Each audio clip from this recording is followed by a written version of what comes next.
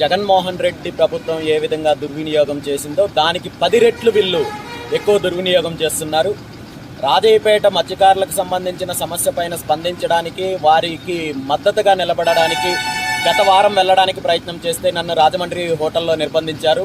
ఆ తర్వాత నేను గౌరవ హైకోర్టు ద్వారా పర్మిషన్ తెచ్చుకొని, క్లియర్ డైరెక్షన్స్ తెచ్చుకొని వెళ్ళడానికి ప్రయత్నం చేస్తే ఈరోజు వైజాగ్ హోటల్లో నన్ను నిర్బంధించే కార్యక్రమం చేశారు. మా వాళ్ళందరిపైన దాడి చేశారు. మహిళా పోలీసులను అడ్డం పెట్టుకొని అనేక రకాలుగా ఇబ్బంది పెట్టే కార్యక్రమం చేశారు.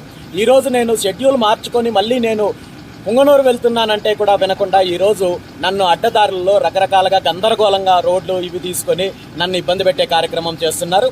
ఈరోజు రాజయ్యపేట గ్రామస్తులేమి ఉగ్రవాదులు కాదు, తీవ్రవాదులు కాదు. వాళ్ళతో శాంతియుతంగా చర్చించడానికి, వాళ్ళ సమస్య గురించి తెలుసుకోవడానికి, మత్స్యకారుల యొక్క సమస్య గురించి తెలుసుకోవడానికి వెళ్తుంటే ఇన్ని రకాలుగా ఇబ్బంది పెడుతున్నారు. ఈరోజు మీరు చూస్తున్నారు, అసలు నా రూట్ మ్యాప్కి కానీ ఈరోజు ఇక్కడ వీళ్ళు వెళ్తున్న రూట్కి కానీ ఎటువంటి సంబంధం లేదు.